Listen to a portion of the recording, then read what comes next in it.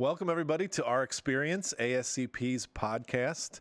Alongside my tag team partner, Tom Hansel, we are back with another edition of our podcast, Our Experience. I'm Chad, CEO of ASCP. Tom Hansel is my partner. He is CEO of Hansel Health. And we are really excited to be joined today by Lindsay Dymowski, who is the co-founder of the Long-Term Care Pharmacy Network, not to be confused with the Long-Term Care Pharmacy Alliance. We'll get through the differences of those, but the Alliance is something that ASCP leads with NCPA and SCPC on the advocacy work to open up the opportunity for pharmacies to participate with patients that are eligible for long-term care pharmacy services at home. But I'll let Lindsay kind of jump in and talk about the Long-Term Care Pharmacy Network and what her role is. Welcome, Lindsay. Yeah, thank you so much for having me. So as you said, the Long-Term Care at Home Pharmacy Network is led by myself, and it basically stemmed from what we were doing at Centennial Pharmacy Services, which is the community pharmacy that I grew up in. We kind of went into the long-term care space and realized that there was space for long-term care in the community. So as this model started progressing, we realized that there were a lot of pharmacies that needed just information about it because it was such a gray space. And so we decided to launch the Long-Term Care at Home Pharmacy Network. We have partners with that in PharmaComplete. And it's been really, really great. We have a phenomenal partnership with CPSN, and essentially we're able to support pharmacies in a pretty unique way because we have retail pharmacies who want to support the community at a greater capacity. You have long-term care pharmacies that want to move into the community, and they're kind of meeting each other in this space, and there's not a lot of information out there about it. So our goal is just to be a centralized hub that provides all that information and make sure that everybody is staying with compliance and, provides, the template compliance material and education and just ongoing information about what's going on with at home, because it is, it's changing, it's fluid, it's new. So there needs to be someone out there giving the information. So I guess we took ownership of that. Well, I think it's interesting because you watch this industry. I've been in this industry for 20-something years. Obviously, long-term care pharmacy's been around for almost 55 years. And the evolution that business changes happen today is not the way it happened, 50 years ago. It happens really fast, and it happens, kind of overnight in some capacities. I think we all are aware that the older population is growing. I mean, that demographic shift has been ingrained into us, especially if you've worked in senior care pharmacy for a long time. And there aren't space for all of these older adults that are becoming more and more medically complex in our traditional systems like skilled nursing homes, even assisted living, even more specialized programs like PACE. So we're going to be dealing with people that live at home that have advanced multiple comorbidities that require pharmacy services that are beyond what they would get if they walked into a community drugstore. So how do we define who those people are? How do we look at the services that are provided to make sure that they cater to those individuals? And then I think we would all say, most importantly, how do we make sure those services are reimbursed at a fair rate? And that's probably what we spend a lot of our time working on. Is we know these services exist. We've had compliance packaging systems for a while. Pharmacies in the community and in long-term care use them. That's one component. There are service level components like being available more hours of the day, being available in emergencies, providing consultant pharmacist services. But how do those get paid for? Because in the traditional community model, they're not. So it's sort of that tightrope that we're walking, where we have patients coming into a market, we have pharmacy providers available to service, but we need payers, particularly Medicare, Medicaid, and the commercial payers, to recognize that, hey, they need these services and we should be paying for those services. I mean, that's the crux of it, right? It really is. And you actually touch on a good point. I think for a long time, the industry wasn't quite sure what to call this model of pharmacy.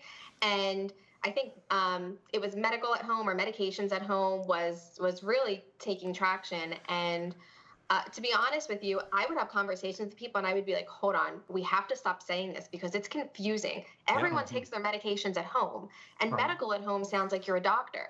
Yeah. So we have to create terminology that is easy for the industry to understand. So when you're talking to the payers, you're talking to CMS, you're talking to a pharmacy, whether it's a closed door or a community pharmacy, they understand that it is long-term care. And, long-term care at home and that terminology, it truly best reflects the level of service that you're providing that complex patient and how it needs to be paid for. Because you're absolutely right on the service level. You're providing a greater level of service than you would in a traditional community pharmacy, and it needs to be paid for at that rate. At the same time, even though community pharmacy can see higher rates for it, we want to make sure that it's actually being paid at true long-term care rates. And so we want to continue pushing and advocating and calling it long-term care at home, because that's exactly what it is. You're supporting these patients at a long-term care level of service, but they're staying in their home or in a caregiver's home. No, certainly. I mean, they are long-term care residents.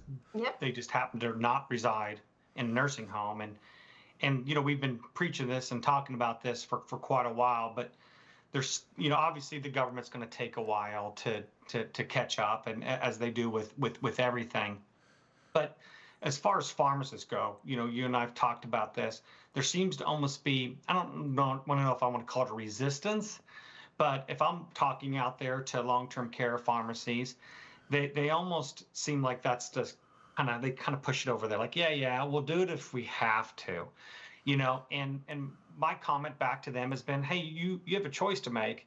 There's 4 million people inside of skilled assisted living. There's 13 million people that actually qualify as long-term care, but there's 74 million people come 2030 that are going to need more than just medications. And so, to me, I would just go after where I can get my most bang for my buck. But my question to you is, why do you think that resistance there for long-term care? A couple of things. One, I think it's education in the market on who this population actually is and how you can support it. That's one of the reasons why we launched a network, to be able to provide that. But second, I think that there has been a lot of gray information out there as far as how this is paid for and how different aspects of pharmacies can be involved. And I think that more and more long-term care pharmacies are starting to realize that when they have a patient, they don't have to lose that patient. Like, they can continue to support that patient. And the conversation I have with long-term care pharmacies a lot of the time is, you already have all of their information. You already know that they're a long-term care patient. Why are you losing the patient? It's you can continue to follow that patient. And I think because you don't necessarily have all of the payers and plans on board paying true long-term care rates for this, I think that the long-term care pharmacies are looking at this and going, is this worth my time? And my argument to that is absolutely. Because one, it's coming. Everyone in the industry realizes, whether you're plan, payer, pharmacy, everybody realizes that you have to pay attention to this, because there's just simply too many patients, and there has to be a solution there. So, things are happening that are creating solutions so that the plans, the payers, and everybody can be aligned on what this actually, how this needs to be paid, and how this can be like a verified, true, pharmacy service for pharmacies to participate in. So one, you want to be prepared for that. You don't want to jump into this all of a sudden and, have this be a chaotic workflow introduction just because someone flipped on the switch of paying for it. But two, realize that there's this very complex environment of new competition in pharmacy, right? Long-term care and community pharmacy has never really had to worry about each other. They've always stayed in their own lane, and they've never really had to worry about crossing each other's paths. But now they do. So my argument to both the community and the long-term care world is, you need to make sure that you take ownership of your patient and the patient that you are supporting, because you don't only have all of these other competitions, like, these these closed networks that the PBMs create where you can only utilize certain pharmacies, or, once you lose a patient, they go into a facility, you never see that patient again. There's opportunity for you to truly follow the patient and be part of the patient's entire story and entire continuum of care. And you want to take ownership of your patient and fully support them because, there's never been an opportunity before for these two sectors to cross paths. And now there is, and it Right. creates an interesting market. And isn't that beyond dispensing prescriptions? Well, I mean, there's so many needs that patient has at home. Yep. And so you're obviously going to be compliance packaging the patient. You're going to be offering support to this patient, 24/7, whenever they may need it. Support to the patient, support to the caregiver, support to the provider.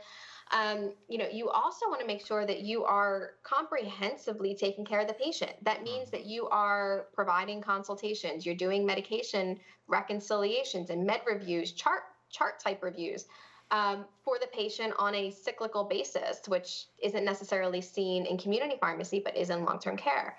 And you're also doing, I find at Centennial that we tend to do a lot of transition of care support, which is another tricky term in pharmacy because there's opportunities for different types of payments, but just at a very high level, you are seeing this patient in and out of different types of whether it's a facility or if it's dialysis or if it's with different home care agencies or therapists that are coming into the home. The pharmacy is really that quarterback who is interacting with all of these different aspects of the patient's care. So you have a real opportunity to provide that coordination, whether it be just with the different community providers or the transition of care. You find yourself involved more with the patient and with what's going on in their entire healthcare ecosystem, not just in your little pharmacy environment. Yeah, I think it's interesting you bring that up because I go back to, we have 57 million people over the age of 65. By 2030, which is now arguably inside of 6 years away, we're going to have 74 million people. That's basically a 50%. Let's just round it up. 50% more people. And I am fascinated by pharmacy. I know they're competitive. All business is competitive. They tend to get wrapped around the axle of worrying about that competition more than recognizing that there's going to be so much opportunity that the best answer is, how do we collaborate? How do we work together? Maybe I am a long-term care pharmacy and I don't want to do at-home patients. That's fine. Yeah. Find a partner, because there's a Centennial pharmacy out there or somebody that's going to say, I'd love to work with you. I'll take all of your discharged patients. I'll pick them up when they head to the community and go home. There are ways to work this that it doesn't have to be all or nothing. It doesn't have to be servicing both sides of the long-term care space now that there's this community component. It doesn't have to be that way. Certainly you could want to do it all and work your pharmacy structure to be able to service in both environments, but there's also room for other ways of doing it. And I think that's the approach we need to be talking about, is how do we work together as an industry so that the government, the Medicare, the commercial payers say, yeah, we need to provide this service. We don't care how you do it or who does it, but these services need to be paid for. And they're all the kinds of services that pharmacies can provide. Because ultimately, again, that's what we want. We want to be fairly reimbursed for doing something. And if you're doing compliance packaging and you're doing medication admission review in the community and nobody's paying for it, that's something we have to work on. We don't want people to be in that position. Yeah, it really is. And it's funny that you say that, because there's a lot of people who come up to me, especially in recent months, and said, why are you doing all this? What's going on here? And you're right. I mean, there are plenty of patients. And when you have that many people who are 65 and older, there are going to be different levels of support that they need. There's going to be different opportunities for different pharmacies to excel in different areas. You're going to see pharmacies, or you're going to see patients who need more comprehensive services in the home, like say maybe point of care testing, right, that I have no interest in doing that. So at that point, I'm going to have to reach out to another pharmacy and say, let's partner in this. Right. I have long said that particularly your independent pharmacies worry so much about each other, and they don't don't think about working together and Right. how they can progress the industry. And I mean, this is one of those things where we all have to work together, because there's so much happening with making sure that we are paid fairly. And I think fairly is the appropriate word, because I don't think a pharmacy is necessarily looking at this and going, I want to be paid these rates for every single patient that walks through my door. I think you just look at the level of service that you're providing, and you're looking at it from a business standpoint of what that's costing you. And you're going, I'm not going to be able to support this patient if I'm not paid properly for this. Right. I need some type of proper reimbursement. And I think we've to some degree, I feel like we've experienced this to some degree with vaccination services. Before COVID, long-term care pharmacies did not provide vaccination services. They were suppliers, but they weren't vaccinators. During COVID, they became vaccinators. And some of them want to go back to not being vaccinators anymore. But there's all kinds of reimbursement structures that have evolved, not to where we want them, but they've evolved a little bit to where there are some opportunities providing vaccines to people in their homes, providing vaccines to people in assisted living, where there are reimbursement structures that are better, that benefit pharmacy should they choose to deliver that kind of a service. And I think so you're seeing it play out really in two areas, but playing out in a similar fashion. Like, we're working to make sure there's opportunity for pharmacists to vaccinate. It's up to you, pharmacy, to determine if you want to participate in that opportunity. And that doesn't mean we're going to say, oh, we got you the ability to vaccinate. I know reimbursement sucks, but too bad. No, we're going to fight for the right reimbursement. But then you have to decide if you want to play in the sandbox or not. And if you don't, again, go find well, I think with vaccinations, pharmacies will find a way to service people that want vaccination service if you're not willing to do it. And that's fine. That should be fine.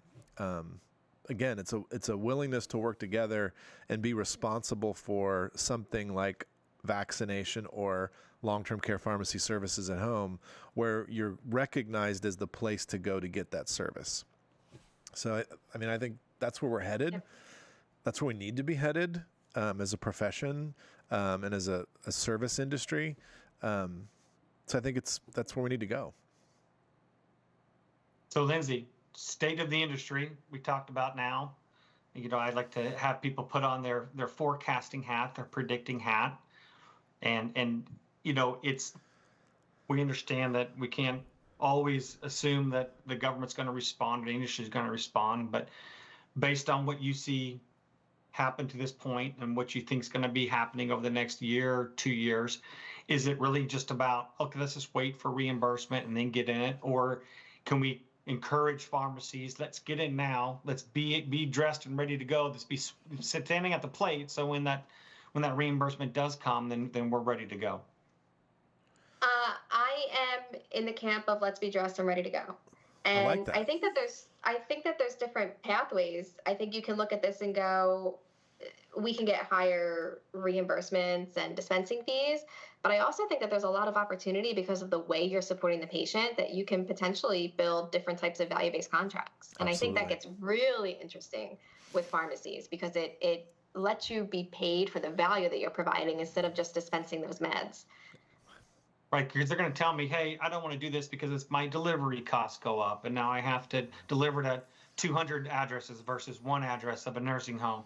Or, hey, my packaging costs go up, and they give me all the reasons why that is. But what you're saying here is, don't just look at it just the reimbursement on dispensing alone. You've got other reimbursement opportunities to maybe even pay you higher than you're getting paid for that long-term care resident. Is that fair? It is. And to be honest, I'm pretty biased, right? Because you're talking to the girl here who sat in her retail pharmacy with declining reimbursements and massive DIR fees and fought that this is the population, and I am going to just stay right here, support this population, provide this level of service, and hope that I get paid for this, because I want people to recognize it, and I want plans and payers to recognize it. And we got to a point where it was recognized, and it may not be recognized in ways that in the exact reimbursement that we wanted. It may not be recognized, full industry across the board, but everybody is talking about it. And if everyone is talking about it, then we know that we're going to be able to create pathways for payments, however that looks. Yeah. And that goes back to the long-term care network. It's not just about education. It's really about collaboration, right? About all of us coming together, supporting the greater cause. Yep. Yeah, you're right. I mean, if I'm having a conversation with a plan or a payer and I say, hey, I'm doing this at my community pharmacy and it's really great and my outcomes look phenomenal. Okay, great. You know, that good for us. But if I can have a conversation with a plan and a payer and I can say, hey, there are a group of pharmacies who are doing this in a compliant way, who understand what this model is and how these patients need to be supported, let's create pathways for fair payment for these pharmacies. You know, that is really where I would like the conversation to go eventually. I want to be able to provide that education, to provide that support, to create a collaborative environment for these pharmacies to support each other, and then eventually be able to say, okay, let's see what we can do in regards to reimbursement and different types of contracting for this. Rising tide rises all ships, right? That's right. Exactly. Absolutely. Well, I think it's that it comes back to something that I think I've always thought, at least since I've gotten here to ASCP, is that, provider status is it's a phrase that I think all pharmacists can identify with. We seek provider status. And I think what I've learned is that we may eventually get something that ceremoniously feels like we are now providers. But the reality is it's going to be sort of a death by a thousand cuts. It's going to be, we're going to get paid for these services that we can provide. If the ECAPS legislation goes through, it's test, treat, vaccinate that's going to provide provider level reimbursement for pharmacists. It's the changes in incident to billing where we could collaborate with a physician and be able to bill some of those services.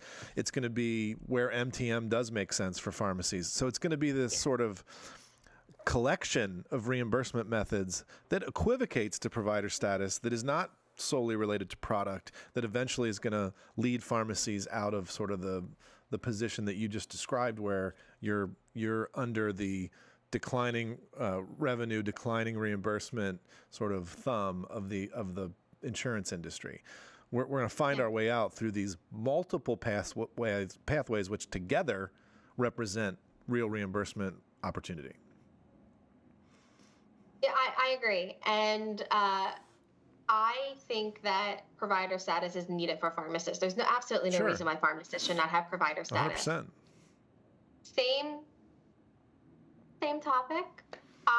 Probably unpopular opinion, I hate talking about provider status. Right. Because I think that it rings so many negative bells for everyone else in healthcare, because they think that pharmacists are trying to steal opportunities away from them. Yep. That I think what pharmacists can actually achieve with provider status gets lost in the conversation because you have too many loud voices arguing against it. Mm-hmm. So as much as I truly, truly, truly believe that pharmacists should have provider status, and I want that, and I think it's kind of crazy that pharmacists don't have provider status, the conversation of provider status just drives me crazy because it gets caught up on that one word, and so many things get lost in translation. I think that there are opportunities, like you said, where pharmacists are going to be able to be paid as if there was full board provider status without needing to really pass true legislation or kind of create tension in the healthcare industry by having that word provider. Yep. And again, I think it's kind of crazy that it's even an argument, but it is. And sometimes you have to, I don't know. Sometimes I think that we just have to focus on what is the level of support that we're providing? What can we actually do?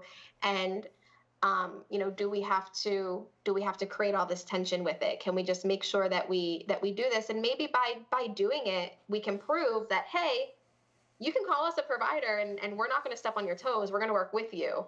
But I still think there's a long way to go with that. I just think that there's too many voices in the conversation that are against it, unfortunately. Yeah, well, but I think that's why the current piece of legislation has opportunity, because it doesn't, it's ECAPS, it's test, treat, vaccinate. It's not provider, even though buried in there, it's provider. But on the surface, it's test, treat, vaccinate, and it comes on the heels of an environment where pharmacists stepped up and tested, treated, and vaccinated. So Exactly. from a congressional perspective, it's, oh yeah, you guys saved us during COVID. Like you did all the things. Doctors' offices were closed, but pharmacies were open. Like we're still able to look back on that from the perspective of influence and say, hey, you need to make this so that we're prepared for the next pandemic, prepared for the next thing. This is where people go to get their services. And that becomes the tipping point for all of the other things that we want to achieve as pharmacists and bill for is, okay, their foot's in the door now. We got ECAPs. Now we can go back and say, what about diabetes? What about chronic care management? What about everything else? Maybe even what about people that live at home with multiple comorbidities that need services? I mean, that's where this leads, and I think it's a good direction. And I honestly, we were talking about provider status in 1996 when I was graduating from pharmacy school. I know the history, but I really think we're close this time. I really believe we're close this time. Did you say 1966 when you graduated from? It was last century. I can say that. But the reality of it is either they're going to have to make that decision, the government's going to have to move in that direction now, or there's going to be lots of people in rural areas that are going to desperately need help that aren't going to be able to get to their doctor, to drive to that area. They're going to be, not able to be mobile, and the pharmacist sitting there in their hometown, easy and readily available to help, but can't. And so that's eventually going to happen. The question is the government going to get there before we have a bunch of issues and unnecessary deaths across the nation? Yeah, as you often do, Tom, you'll say something that is inspiring to me. But that's a good point you make about rural America, because when you think about the threats, we don't think about the threat being the next. It's not going to repeat. We're not going to have another COVID per se. But what if we had a grid failure, or what if we had something that disrupted the ability of people to get medical care? Maybe it's, a rolling power outage that lasts longer than a week. Where are they going to go? They're going to go to their drugstore. They're going to go in town, and they might have power, but they have people and they have medications and they have the ability to provide care. And that's what we need to be prepared for. Maybe it's episodic. It's not the whole country at the same time, but that's what we need to be thinking about. And who can do that? The people that are within 5 miles of all of the population, which are the pharmacists. Mm-hmm. Yeah. And I think I talk about this with my dad a lot, actually. And we've always laughed about how, pharmacists, I think, sometimes are afraid to ask for things. And I think, COVID kind of put us at a point where we were like, oh, wait a minute, hold on. We're doing a lot here. Yeah, right. Healthcare. We finally pushed too far. Yeah, exactly. Hold my coffee. I'm going after it. Yeah. But there were, especially, my pharmacy's in Pennsylvania. And there's so many areas of Pennsylvania that just has nothing. And it's kind of funny because Pennsylvania gets broken up into Philly and Pittsburgh, and you don't really think about what's in between. The holy city and the dark side. We already talked about Right, we did talk about this, yeah. Pittsburgh, the holy city, and then everywhere else. But there were so many pharmacies that were quite literally driving hours to make sure that someone had a blood pressure reading during COVID because their doctor didn't want to give another refill, and they weren't coming into the office, or the office wasn't open. So there's just, I think it's time for pharmacies to really be acknowledged and stand up for themselves and get fair payment. It goes right back to fair reimbursement. Just reimburse us fairly. 100%. Well, my inspiration comes from this girl, Lindsay Dymowski. She was on the front cover of 20 Ways just a couple months ago, and the Arts Insider magazine. And so my question to you, Lindsay, is, did you know that sometime in your life you're going to be a cover model? Was that part of your plan, or did this just happen? That was not part of my plan. But it was interesting because they had asked me to write the article, and then after the article they were like, we don't have anyone for the cover. Would you be interested? And I was like, well, depends. How much Photoshop do you allow on your cover? Because I want to make sure that my image is out there how I want it out there. So image control. I like that. Yeah. That's how the bigwigs do it. That's The right. big That's models, right. they can control it all. We need that No, here. it was a really, really neat opportunity. And it was at a funny time too, because that happened to be the magazine that was printed for the NCPA conference. And I had a bunch of different like education and seminars and stuff that I was doing during NCPA. And I had people coming up to me and they were asking me to autograph the front cover Nice. of RX Insider 20 Ways. Oh, And that's I was funny. like, wow, That's I never awesome. thought that this was going to be where I ended up. If the modeling career doesn't work out, I think you might have a chance in pharmacy. I just want to I throw think it out so. there. I think Give you a you're right. recommendation. I think you're right. I definitely my backup. I don't think, Tom, have we ever been asked for an autograph from the podcast? I feel like we haven't. I've been ran away don't know. from when We're I was walking around the microphone. People ran Right? the opposite direction. That's happened. Krista, Yeah. we need, first of all, we need image control. Could you work that in? I don't always contribute to episodes, but I will at this point in time. No, they have never been asked for an autograph. Thank you. Appreciate that. Krista, if you want to put hair on me or, Yeah. darken my beard, Yeah. make me look younger, hipper. Oh, yeah. I'll do my best. Well, Lindsay, what's a parting shot? What do you want the audience to leave today with other than a fun conversation? Well, I mean, we're just talking about fair reimbursement and how we have to stick up for ourselves. So I guess I don't want to say just keep on keeping on and, do it no matter, do long-term care at home no matter what. What I do want to say is I believe that there is a real need in pharmacy. Not scratch that. There's a real need in healthcare for these chronically ill patients who want to stay home or are forced to stay home because there's simply no room in facilities to be supported. And I think that pharmacy is the most equipped to be able to support them. So if we can find pathways to do long-term care at home in a way that is supported wholeheartedly by the industry with the proper documentation, the proper service sets, and pharmacies are being paid fairly for it and being reimbursed at the proper rates that they need to be to provide long-term care service, even if it's in the community. I think that this has a real opportunity to be able to, push the industry in the right direction from both sides of it, from the community and the long-term care side. I think that everybody needs to be aware that it's out there and be educated on the topic. And even if it's not something that they absolutely want to jump into right now, it's something that has to be on their radar in the near future because it's coming. Yeah, and I think this year in particular is silly season. It's an election year. It is. And I think one thing that business owners, pharmacies included, don't think about is what their influence is on these elections. And the reality is, it's not about Republican or Democrat, but it's about getting somebody on the record that's running on how they feel about pharmacy or how they feel about services.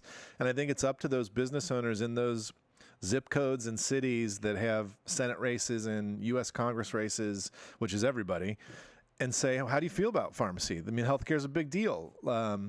And making sure that those candidates understand where their constituent pharmacies and the influence that those pharmacies have on voters stand in relation to some of these issues. And I think we have to get out there and do that. We have to call people out like, hey, how do you feel about long-term care services at home? Or how do you feel about the fact that people that are older at home need more advanced kinds of services so that they're on record? And if they win and they get in here, we don't have to fight so hard to get their support on pieces of legislation or voting on pieces of legislation. So this year's big for that. And you do have a lot of influence as a constituent business owner and or pharmacist and or person at making sure those conversations get out there. Yeah, I absolutely agree. And it's funny because I never really had an opportunity except in the past 2 years or so that we've been involved with the Alliance to understand how legislation and everything worked. And it has been such an eye-opening experience and a really, really neat part of my career personally, because I look at this and I'm like, this is pretty amazing. I never realized how much people actually thought about pharmacy and healthcare. I think we've always kind of, as pharmacies, you think about it as kind of this like neglected part of healthcare, but it's really not. You're absolutely right. I mean, there's so many people who look at this as a different pathway and a different way for healthcare to evolve. And I think that we have to take ownership of that, and we need to make sure that, everybody who has the power to make a law understands what pharmacies can actually do. Yeah. And I think, unfortunately or fortunately, I mean, we have the best system in the world. I'll always say that. But it does come down to power, money, and influence. I mean, that's what it comes down to. And if those candidates and even the constituents today don't understand what pharmacy is doing, can do, and how it influences communities, then they're not going to necessarily align all the time with pharmacy. It's great to have Buddy Carter and Diane Harshbarger in Congress. They're pharmacists. They understand. But most of the people of influence on the Ways and Means Committee and on the Help Committee in the Senate, they're not pharmacists. And they need to be told why it's important to them. And sometimes you sit there and you hope that they have a mom or a dad in a nursing home or that's struggling with some health conditions, so they understand where the pharmacy plays a role. And you don't always get that. So we got to make it out front to them and make them understand how it influences the people that may or may not be voting for them, so that it becomes an issue for them to support. Yeah. For sure. Absolutely. Great way to end. Thank you, Lindsay. Yeah, this was awesome, Lindsay. Appreciate it. Thank you. Thank you so much for having me. All right. We'll see everybody next time on another episode of Our Experience. Thanks, everybody.